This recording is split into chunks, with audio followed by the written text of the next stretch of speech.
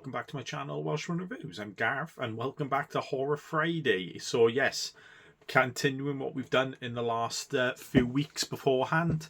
So this is my top 10 horror movies from 2010 to 2019. So we're in that decade now, 2010s.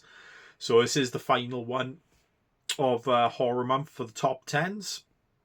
So we will dive straight in at my number 10, which is a film that doesn't get talked about enough, to be honest. I saw this when it came out in the cinema, and it was a really good, fun horror, body horror, like a Wolfenstein game type of movie, and that is Overlord. So this movie was directed by Julius Avery. It does star Jovan Adepo, if I butchered that, apologies, as the main character, PFC Edward Boyce. Wyatt Russell, who you know, Kurt Russell's son, he's been in a few things now, Falcon and Winter Soldier. He was in the Godzilla series as a younger, Kurt Russell's younger self in that TV show as well. Ian de Casteca, apologies if I butchered that one as well. You might know him from the Agents of S.H.I.E.L.D. TV show as well, and Mathilde Olivier, as well as Chloe Laurent, so a French girl from the village. So, like I said, kind of like a Wolfenstein, or is it that type of game and all that? So it pretty much takes place in World War II. These soldiers have got a job to do of getting to this small French village where they've heard experiments of making a super soldier type creature it is, and they've got to try and stop it and that. Very, very good action set pieces and all that. Visuals look amazing in this. It is a very nice, beautiful looking movie as well. Well directed. It is. The actors do a stellar job in this movie as well. One I like to put on every so often and all that. It is a fun horror movie, really, in that. And yeah, one that doesn't get talked about quite a bit. That it should have, to be honest. But yeah, I saw this when it came out in the cinema, and it is a yearly watch. So we go into my number 9 now, and that is Sinister. So this was voted, or I don't know if it was voted, it was classed as the scariest movie. People's heartbeat gets elevated with this movie. And supposedly, to me, it's not, but this is still a very good haunted movie. It is. So it is directed by Scott Derrickson. He does co-write this with C. Robert Cargill as well. We have Ethan Hawke is the main actor in this movie, and Juliette Reyes as his wife, James Ranson as a deputy who helps him out during the movie as well. You might know him. He was an older, I can't remember what kid he played the older one of, but in the newer It movies, It Chapter 2, he was in. It is Fred Thompson as the sheriff. You see him a little bit in this movie. And it is also Vincent D'Onofrio plays a professor who Ethan Hawke's character talks to about the occurrences that happens in this movie. So it's pretty much a true crime writer moves into this house after being after not really getting paid enough for other stuff and all that. He's on kind of a rut and all that. But he moves into this house which had some crimes happened in it.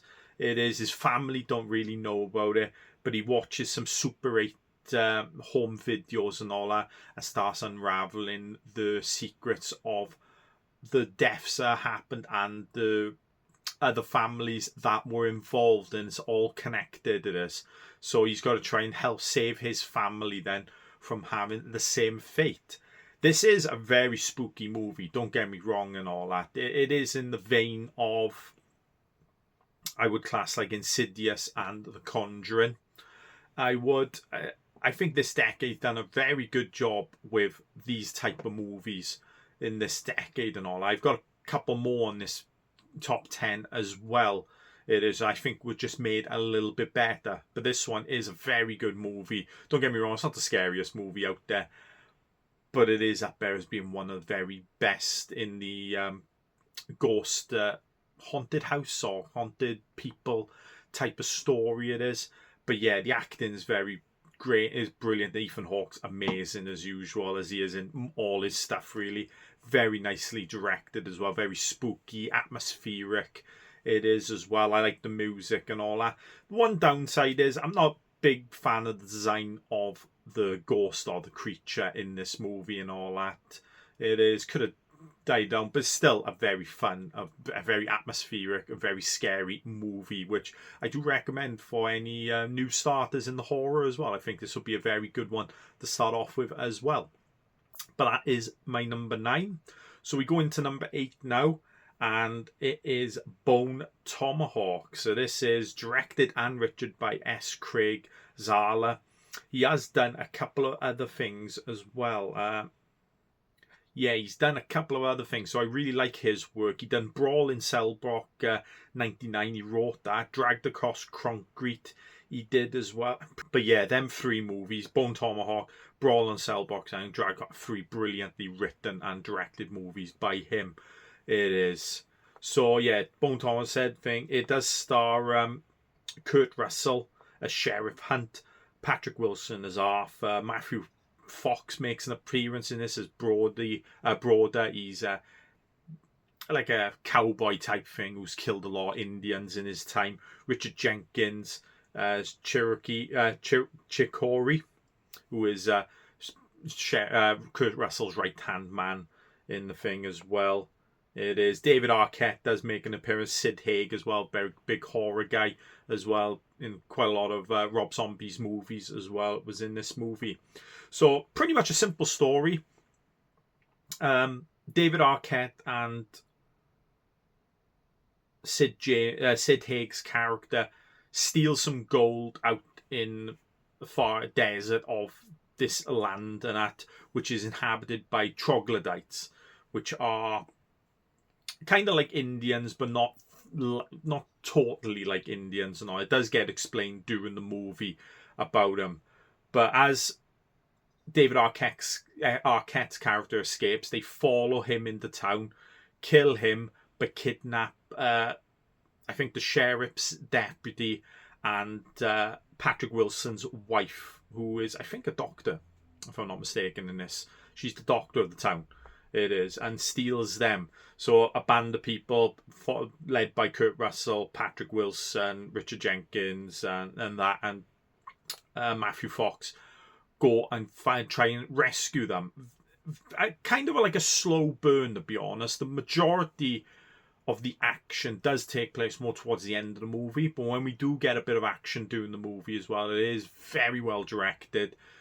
Does get, tightens your nerves up a little bit in the movie as well. It does. And while Terrifier is the famous one for having the split, someone's legs open and split down the middle, this is where I saw it first. I saw in this movie first. There is a scene right at the end of the movie like that in this movie. But when the gore happens, it happens, and it's very gory as well, this movie. But it's a very well acted movie, and it is the screenplay and the actors and the direction that really pulls this movie forward. It's a very good watch. It can be a kind of a slow burn in the beginning, so if you don't mind that, you won't mind this movie. But if you do not a big fan of a slow burn in the beginning, I don't think this film would be for you. It is, but I think it's a brilliant movie, and I do appreciate the direction and the screenplay and what the actors do with that material. I think it's a very brilliant movie, which should get talked about more. It's been talked about quite a bit lately. It is in the horror community, but it should be talked about a lot more. This is a very good, great movie. It is, and yeah, like I said, definitely up and worthy of being in a top 10 for this decade. So that was number 8, sorry. So we go into number 7 now. We're into a South Korean movie. and this is a zombie movie as well, and it is Train to Busan. So this movie is so emotional when it gets to the end of the movie, but it is directed by Yeon San-ho. There is the actors in this. I'm probably going to butcher some of the names here, so I apologize for that. Is Gon Yu is the main actor or the main character of this story. Jung Yu Mi as well, who is the wife, I think, of Ma Dong Seok, who you might recognize, not the name, but if you saw his face, he was in the Eternals as one of the Eternals in that as well. There are a couple of other characters as well in this, but I'm going to butcher names if I keep on going. So this is kind of a simple story as well. It's a father and daughter who are on a train during an outbreak of a zombie outbreak, and they've got to try and survive and get to things. So they're jumping from train to train and to fight these things, and then you've got the other characters I mentioned as well are helping them along the way.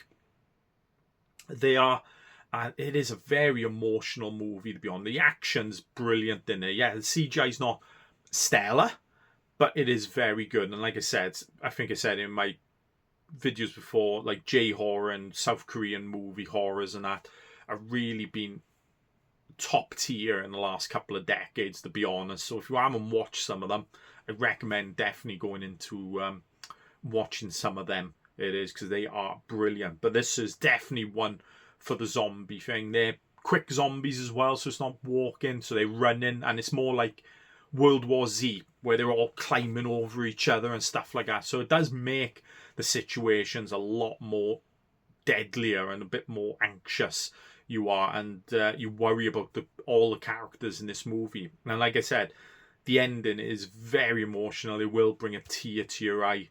It will. I haven't watched the second one yet. I do have it in my collection. I've had it for a long time, to be honest. But I feel it's definitely not as good as this first one. It kind of takes like a different approach to the movie. So I will watch that probably in the next few days, to be honest, the thing. But that is my number 7, Train to Busan. So we go into number 6 now. And it is probably one of my favourite directors of right now and all. I love all the work he's done and all that. And I probably could have put another horror in this top 10 of his, but it didn't quite make the cut. And this one is The Witch. So this is directed by Robert Eggers and written by him, which he does have Nosferatu coming out at the end of the year, so I really can't wait for that. But he did do The Northman before this, and The Lighthouse, which is the one that didn't quite make the list, but it could have. Brilliant movie in its own, but I just like this one a little bit more than that one it is. So it does star Anya Taylor-Joy, who also starred in The Northman with him as well. Ralph Ineson as the father, William. Anya Taylor-Joy plays the daughter. Kate Dickie plays Catherine, who is the mother as well. But it's pretty much just it is another simple story, but very well written, very well directed, and the music's brilliant for this as well. I have the second sight movie version of it, and yeah, some great special features on that, which you should watch. It is, but it's about his family who, back in the olden days and all that, get kicked out of their village. It is, and they try and make it on their own with their own little farmland, but they're near a forest, and there is a witch in this forest who does some really bad things to the family. It is, but it is a very atmospheric movie, and it's another slow burn. So if you're not into these type of movies, I can understand why people won't have this in top 10s or they wouldn't like it. But Robert Eggers is definitely up there as one of my favourite directors right now. I love his work, and this one is brilliant. Again, Anna Taylor-Joy is magnificent, as she has been in the last 10 years, to be honest. She's been in some really good films. And she was brilliant in the chess, Queen Gambit or something like that it was called. The chess series on a limited series on Netflix. She was brilliant in that, but the acting's brilliant in this. It does have a goat in this as well, which you could identify as the devil or something like that in this movie, but it goes wild and attacks some people and the father and that. But this is a very brilliant movie, and yeah, definitely one worthy of watching. So that is number 6. So we are going into the top 5 now. So coming in at number 5 now is another Korean movie. I Saw the Devil. This is a very, very good movie. This one is directed by Kim Ji-won. It does star Lee Bung-hun and Cho Min-sik as the two main characters of this movie. And it is about Cho Min-sik is a serial killer who kills women and stuff. And Lee Bung-hun he kills Lee Bung-hun's not wife, I think, fiancée. So Lee Bung-hun goes on a revenge mission against this guy. So he captures him, beats the crap into him, but lets him loose to do what he wants to do again. And just before he starts doing it again, killing people, he captures him again and tortures him again and that. And it is a very much a cat and mouse game throughout the thing. But then the last third of this movie is when things go wrong for Lee Bung-hun, and shit hits the fan at the last third of this movie. But it is a very creepy movie indeed. The beginning part where he murders his fiancée in the beginning, Cho Min-sik, is very creepy in the role, and it is a very devastating scene to watch, especially when Lee Bung-hun finds out and that. And yeah, such a very good movie. And like I said, the Koreans and that just knock it out the park with some of these movies and all that. And I do recommend you watch some of these movies and that. But yeah, not much more I can really say about I Saw the Devil. Again, kind of a simple story. It is where most of these are, to be honest. But it is the direction, the screenplay and stuff like that, and the acting really does elevate these movies to the max. And like I said, the actors in this, especially Cho Min-sik, is absolutely amazing in this movie. And that comes in as a definite worthy number 5. So we're going into number 4 now. And it is a movie that kind of got me back into horror after a bit of a slump in the 2000s, to be honest. It is. I won't really up on most of the thing. I think I appreciate the 2000s horror a little bit more these days than I did back then. But this one came out in 2010, and yeah, it definitely got me back into the horror genre in a big way. It is, and that is Insidious. So it is directed by James Wan, written by his mate Lee Whannell, who we've talked about previous list with Saw. It is. And it does star Patrick Wilson, Rose Byrne, Ty Simpkins, Lynn Shay, who saw over the weekend for the Love of Horror. Such a nice lady she was. She was amazing, very appreciative of all the fans, but she was amazing. She was. Lee Whannell and Angus Sampson star in this movie. So it's pretty much a family in the house, and their son gets possessed by a ghost, which puts him into a coma. But you find out it goes a little bit deeper and gets connected to the father, Patrick Wilson. It does. So they have to bring in a medium, who is Lynn Shay's character, with her 2 assistants, as I said, Lee Whannell and Angus Sampson, who are the comedy element of this movie. It is. But they've got to go into a place called the Further, where he is being captive by this red demon. It is. So Patrick Wilson's character got to remember the stuff that he did from the past, which connects it to this story. It does, and he's got to try and save his son. Like I said with James Wan's movie, I love his direction. I love his style of what he does with the camera and stuff like this. It's a very spooky movie and all that. Again, no kills or anything like that much in this movie, except for one at the end of the movie. But I won't spoil it if you haven't seen it. You know, it is a 14-year-old movie. It is. So there's only one kill in this movie at the end, and but very atmospheric. Get some very good jump scares in this movie. Well deserved jump scare. Just build to having it not just a cheap jump scare, but a little bit of music as well in this movie. And there is another one, Tom Fitzgerald, I think his name is. I might have butchered that, but he does play this black bride in the fervor and all, and he's the one that's the bride is connected to the Patrick Wilson's character, who we see then in further movies. We do in the next movie, in number 2, which is another brilliant movie. But yeah, this movie, well directed, love the music. It is, I've said, the acting's brilliant in this movie as well. So yeah, one I had to put on the list because it did bring me back into the horror genre in a big way. It did. So that is Insidious at number 4. So coming in number 3 now, and it's a movie I never thought would be as good as what I thought it would be, especially being a sequel to the 1980s classic The Shining, and that is Dr. Sleep. It is directed by Mike Flanagan, who's done quite a few horror adaptation. I'm sure I've just read he's doing a horror adaptation, like a 7-episode miniseries for Stephen King's Carrie. So I will look out for that.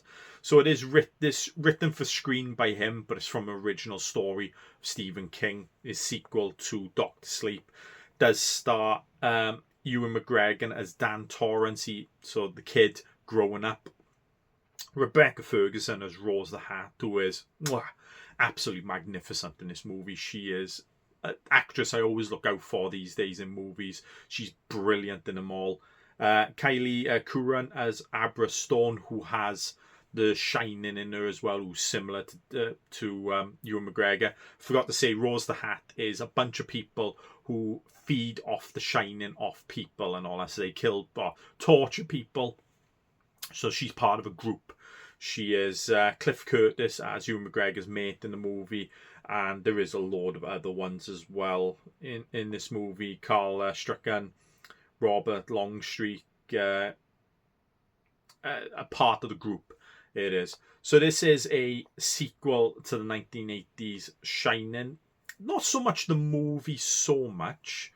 It is pretty much the movie. It's like a sequel to the book and the movie. It is. So we now have an adult Dan Torrance who's kind of spiraling out of control. He still sees things. He's drinking heavily, stealing money off women that he sleeps with or tries to.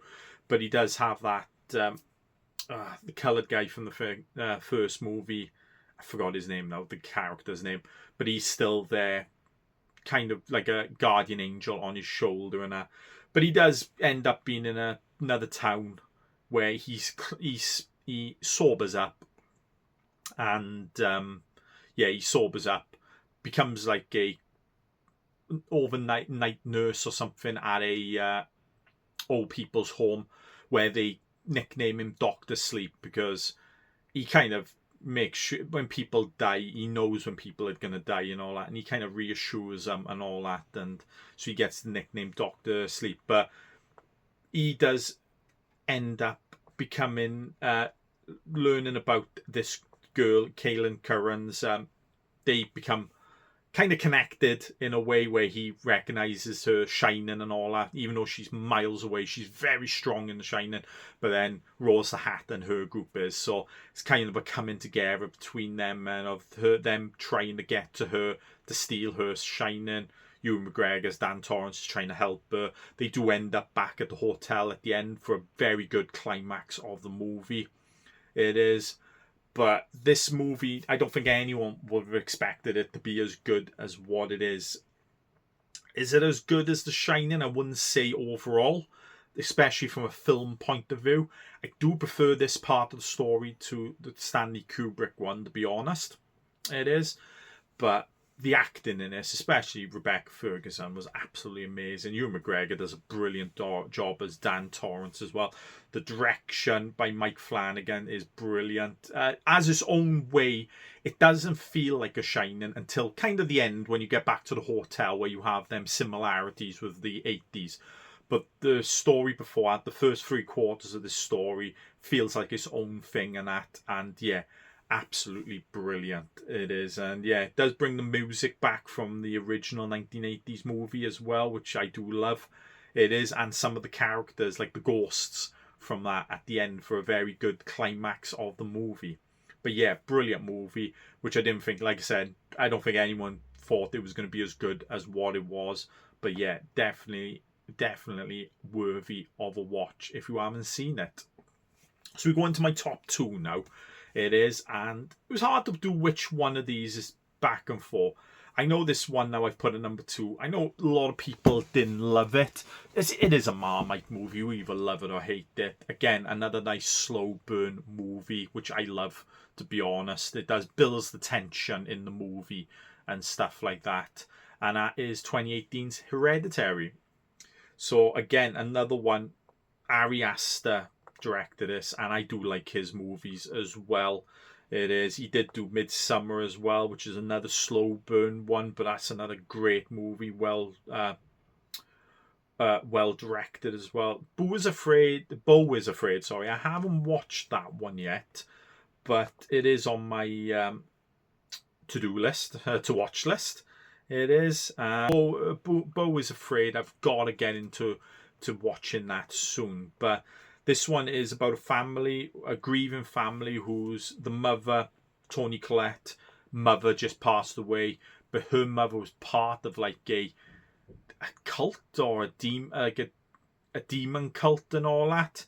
It is. So it's pretty much their family accidentally getting into that thing, because you have people who knew her mother and all that befriend Toni Collette, and it's like a slow burn into madness, to be honest. It is. And there is a shocking scene with the young kid, Millie Shapiro, Charlie. Gabriel Byrne plays the father. I should do the Alex Wolff is the son as well. So Peter and Charlie go to a party. She's allergic to nuts. She accidentally eats cake with nut in, so he's trying to get her to the hospital as quick as he can. And her head and a pole. That's all I'm going to say. It is, and it is a very shocking scene indeed. It is, for this movie. It all comes back right at the end. It's another one of them movies, similar to like Bone Tomahawk, where it's like a slow burn, building your way up throughout the movie and all that, for very, very intense climactic scene, the end of the movie. It is. Toni Collette, I would always say, she was brilliant in this movie, and how she wasn't nominated for an Oscar is a crime, in my opinion.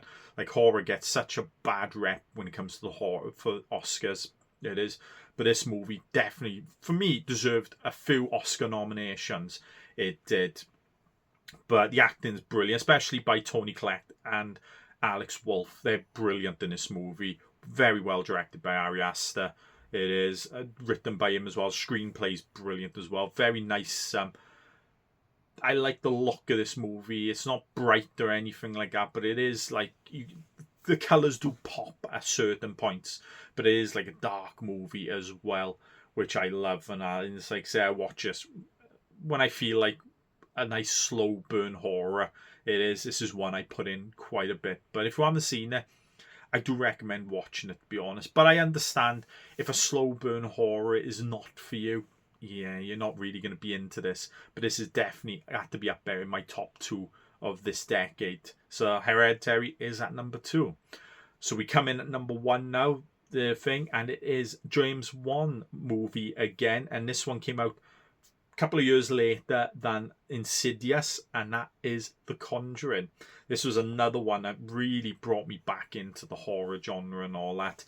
As much as I love Insidious, I just like this one a little bit more. It's more of a ghost story and a haunted house story indeed. So it is directed by James Wan. It wasn't written by Lee Winnell, who collaborates with him. It's written by Chad Hayes and Carrie W. Hayes, and it does star Patrick Wilson comes back with him, but him and Vera Farmiga play Ed Warren and Lorraine Warren, who were real life ghost star hunters. Really, it is. So but you didn't really know if it was real or not with them and that. And yeah, it's a few stories out there, like the Conjuring second one is the Enfield haunting, which took place over here in Britain, in England. This is another true story, as you can see, for these type of things. It is. But yeah, other actors in this as well. Ron Livingston plays Roger Peart, the father. Lily Taylor, who was she was in The Haunting in the 90s and that as well, plays Carolyn Peart, the mother, and there's a few for the daughter. They have like three or four daughters in this movie as well. So it is about the family who just move into a new farmhouse and just all spooky things start happening and that. So Ed and Lorraine come into it and all that and try and help them get rid of the ghosts and all the poltergeists in this house. But it is a little bit more because you go back and delve back into the story they do of what happened at this house. It is, and deaths, devil worshipping and stuff like that. And that's why the house is haunted and haunting these people. But it's kind of similar to Insidious, where the mother is kind of possessed for this movie and all that. So when they take her out of the house, she gets all these bruises on her and she hurts and all. She's got to really go back to the house and all that. So comes back into a beautiful ending to the movie and all that. Very, very cinematic and atmospheric ending as well, where Ed and Lorraine have to save her with her husband and stuff like that. It is, but very spooky movie, very atmospheric. James Wan is, like I said, perfect for these movies. His direction, his camera work is just brilliant for these, and it's a nice slow burn. It's not like cheap jump scares, builds you up to the jump scares as well, and jump scares really do get you. They do, and yeah, absolutely brilliant for this one. And I know a lot of people probably put Insidious above this one, but I just like the look of this movie as it takes place in the 70s. I think it takes place, this one does, 70s or early 80s. It is. I just love that period in movies and stuff like that. I think it just makes especially a horror movie a lot better. It does. But yeah, definitely a worthy number one on my list, which I love watching. I like all the Conjuring ones, and they've got a fourth one to come out as well. The second one's really good as well, similar to this one, and that third one's okay, not the best, but I'm looking forward to the fourth one when that comes out. But yeah, definitely a worthy number one. And that is my top 10 list. Apologies. That is my top 10 list for the 2010s. So thank you for coming on my journey for the last 4 decades of this one. It is. Come back on Halloween Day. I probably will have a video out for that, but I'm not too sure what I'm going to do for that yet. I'm not. So I will have to have a look into doing something about it. And maybe I'll do a ranking for the Halloween movies. I don't think I've done a ranking for the Halloween movies, but I'll have to have a look into it. But yeah, if you like this video, give it a thumbs up. Like I said, thank you for coming on this journey in my top 10s. In the comments, you want to say what your top 10 of the 2010s are, or what decade got you into the horrors, to be honest. I know if you're an older person like myself, or a bit older, obviously it's going to be 60s, 70s, 80s horrors and that. But if you're younger and all that, tell me what horrors got you into the genre in general and that. And if you'd like to see more videos like this, please subscribe to my channel, and I will see you next time.